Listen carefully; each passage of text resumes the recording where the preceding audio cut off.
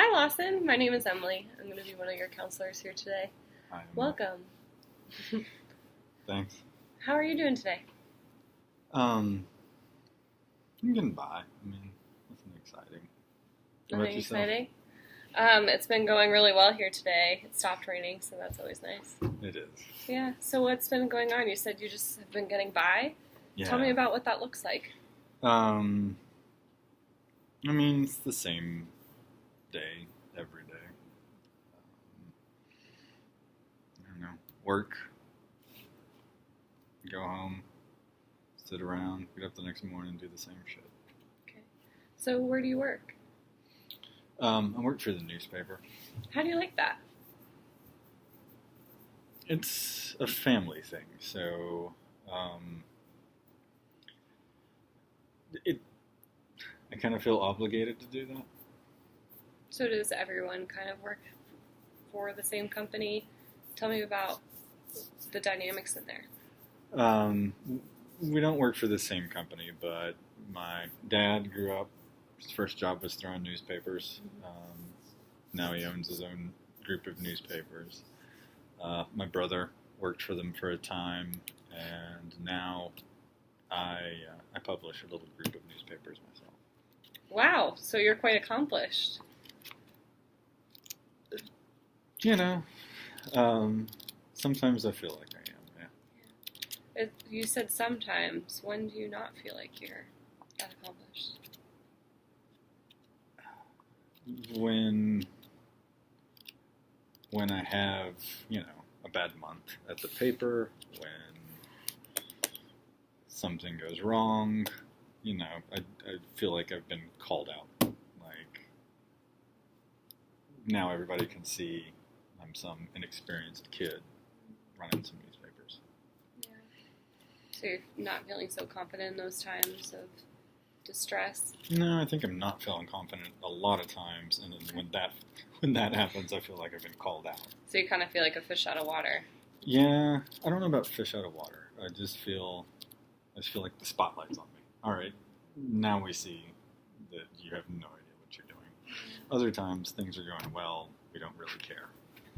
Does that happen in other parts of your life where you feel like the spotlight's on you?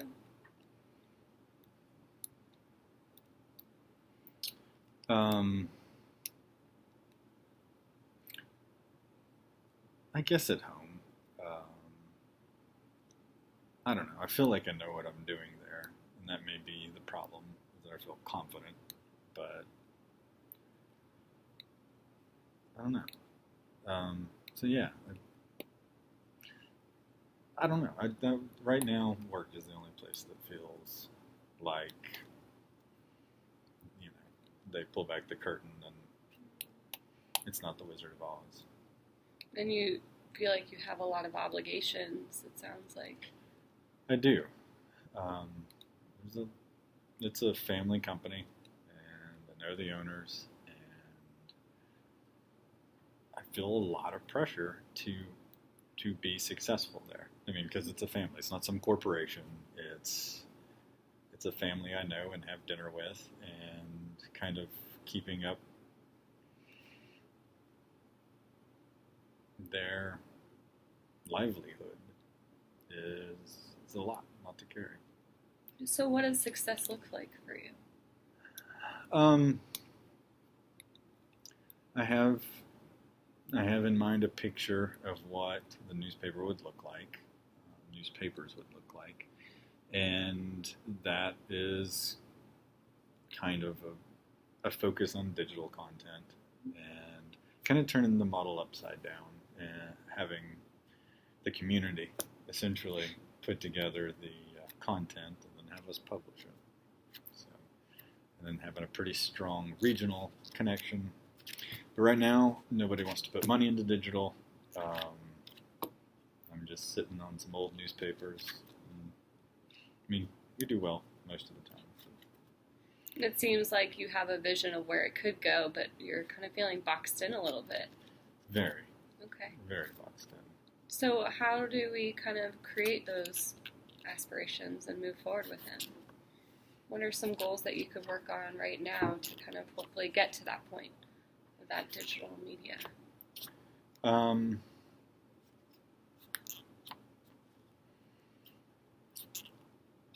I've tried to do a lot of the web work myself, and that's one of the problems with working in a mom and pop newspaper.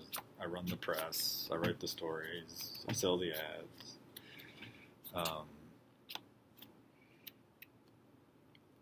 And I've tried to do some hands-on web stuff, but it's what I want is beyond my skills at this point. So I don't know. I don't know how to do that. I've talked to the staff about updating the website on a regular basis, like before we go to print. We are a weekly newspaper. We go out on Thursdays. We've talked to the staff about, posting during the week as we finish the stories instead of just publishing them in the Thursday newspaper. But they get paid shit, and for the work that they already do. Yeah.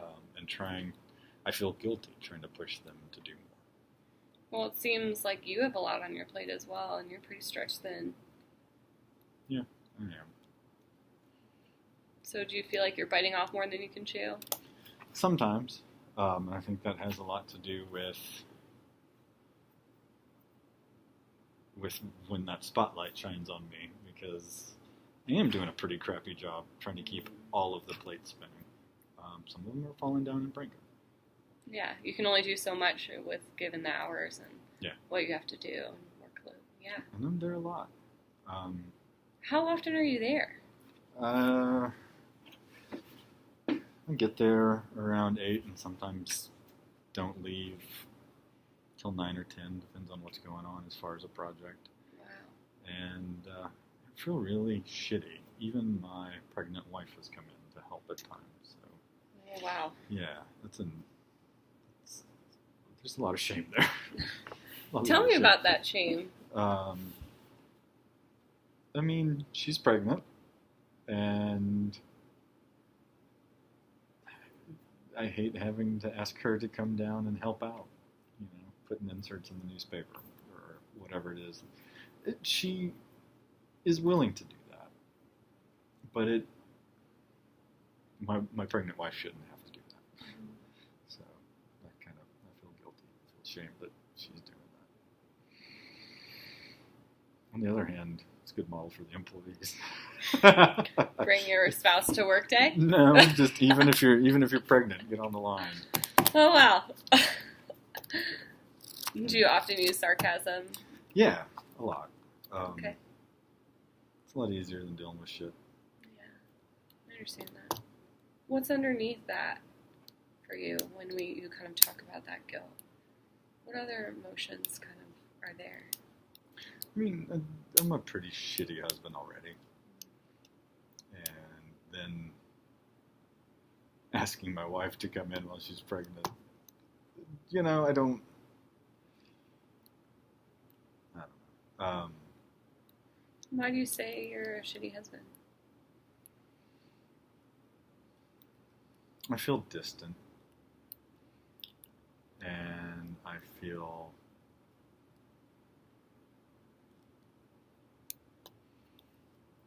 I don't know. I feel like I feel like because I have so much shit to do at work that I don't have to deal with the things at home that I shouldn't have to. Problem is she has a full-time job too. So it's not a one-way street in any sense of the word. I don't know. I don't think I do the things a good person ought to do when they're married. Just because of your stress load at work? I don't know.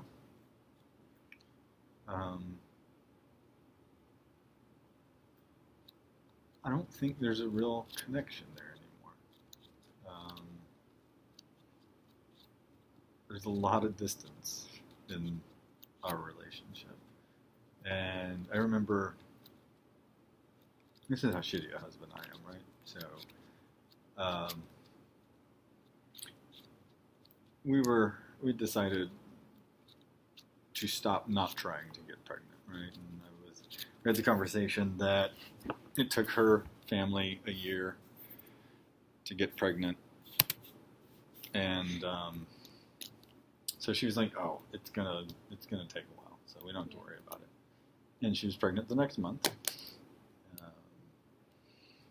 But when she came to show me the pregnancy test, she kind of walked out. She had a little grin on her face, and she showed it to me. And my reaction was, "Oh fuck!"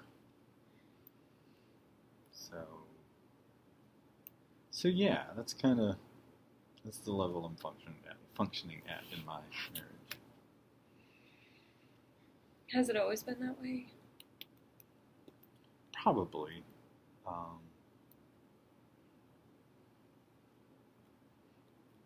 Yeah, I think I've been pretty selfish.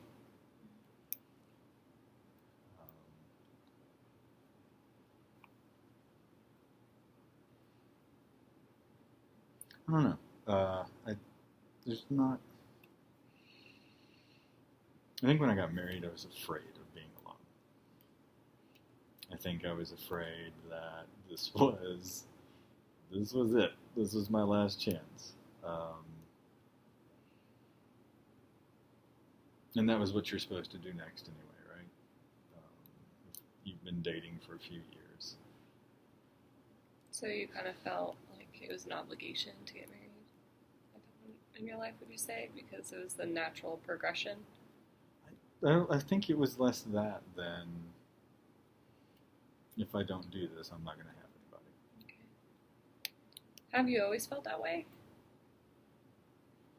Which way? Have you ever noticed patterns of feeling like you were going to be alone the rest of your life? Or feelings of being alone? Yeah. Especially when it comes to dating life. I'm afraid that the music stops and I don't have a chair. Or none of the chairs want me to sit in them. It's a great visual. Okay. It's a metaphor, if you will. Oh, yeah. We're rolling in the metaphors today. We're Yeah. rolling in them Yeah. like a pigsty. Yes. Okay. So you keep talking about feeling alone. Yeah. On stage, having the spotlight on you, and seeing kind of what happens when everyone sees you. Yeah. Does that sound right? I think it's too... I don't know. Maybe it's the same, but it feels right now, thinking about it, as two different things. One is kind of, people pulling back the curtain and seeing that I don't know what I'm doing. And the other was, so I think one's about competence, or maybe both of them are about competence. I don't know. My inability to find somebody else who would say yes. So, what brings you in to deal with that? Is this the first time that you've really thought about coming to treatment? It is. It's the first time I've ever been to counseling ever. I think because I had the thought that I don't want to be in this marriage, and I have a pregnant wife, and that doesn't sound okay to me. So I thought I might need to come talk to somebody about that. So there we go. That's understandable. Yeah. So tell me about your feelings related to your wife. Are you still in that, oh fuck, she's pregnant? Very much so. Okay. Very much so. Because then there's another obligation. There is another restraint to freedom. So how do we approach this? What are your goals? What are you looking for out of counseling? To see if that is in fact a ridiculous idea, or if it's rational, or I can go ahead and do it, or have you talk me out of it. Like, that's what So we're I'm kind doing. of open. Yeah, I'm Okay. here. I'm here to figure that out. Because I don't know what to do. So if I sat you down tomorrow and we thought of this as just a dream, Yeah. what would that look like when you woke up? What would you want to see?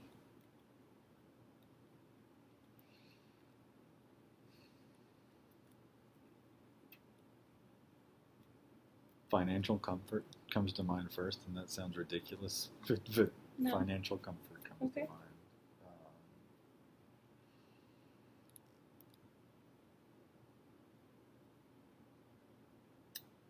Some sort of satisfaction in doing something that I'm competent in, of doing something that I know. That's not, and believing in what I'm doing. I think a lot of the trouble I have with the newspaper is buying the shit I'm selling other people, and what I'm telling them. That's, I feel, in fact, probably am being fraudulent in some areas. Like, anyway. You just feel like a fraud? Is that what you're trying to say? Yeah, probably because I am. The circulation numbers might not be exactly what I'm telling people. Okay. So, Why do you feel like you have to tell people a different number than what it really is? Because at prices are based on the circulation. Okay. And if the circulation goes down, which it has, then the price should go down. And advertisers feel like they're getting more exposure if the number doesn't go down. So do you feel a little guilt about that? Oh, yeah. Lots of fucking guilt. And, like I said, a belief in the product. Like, I tell people to put together a marketing program that includes us because we're effective. I don't know that we are. But you don't feel that way. No, I don't. So you don't feel like you are to the consumers, and you don't feel like you are to your bosses, it sounds like. Right. Yeah, kind of. Yeah, very much so. So what would that look like if you could be the perfect individual for that job? What would that entail?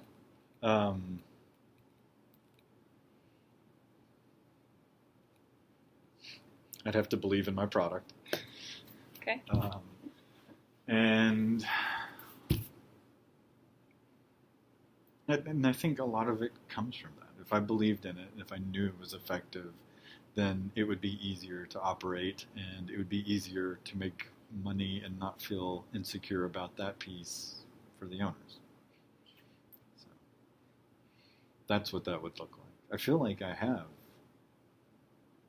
good ideas and that I can put together plans for those and execute them. I've done it in the past. But they were based on numbers that aren't true. So how do we get to the point where you're happy with what you're doing? What are some of the things that are possible now? Change jobs. So is an option. Yeah. Change careers. Find something that I can believe in. So what do you believe in? What's the line from Bull Durham? Anyway. The infill fly rule. Anyway, I don't know.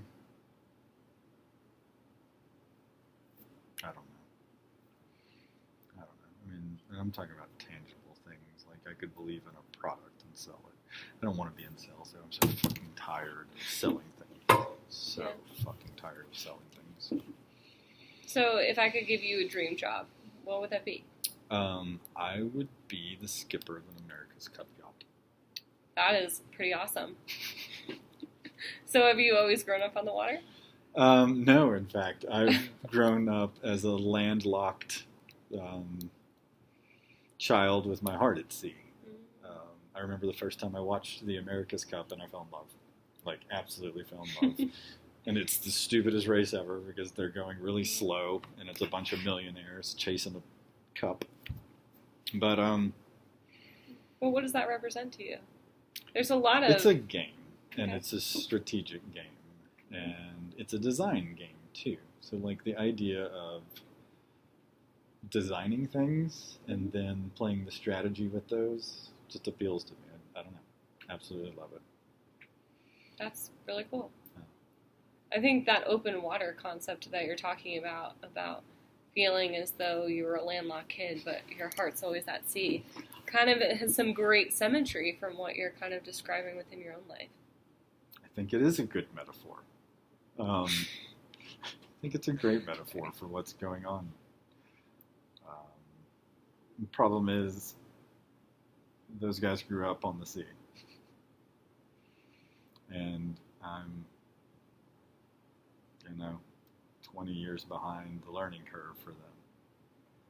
So you're kind of feeling like an old jog who you can't teach a new trick to, it sounds like. Well, I mean, at that level, there are no old dogs. But if I could own a sailboat, that'd be great. Okay.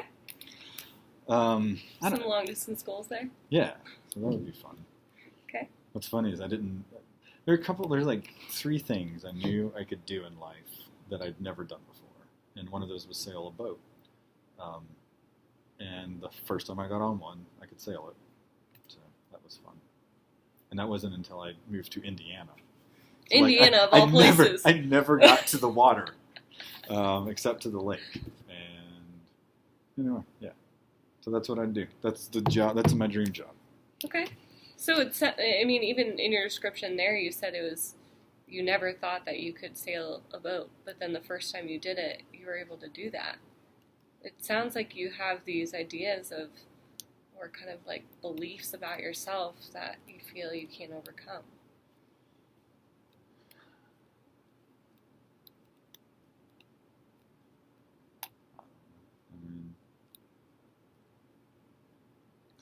I don't know.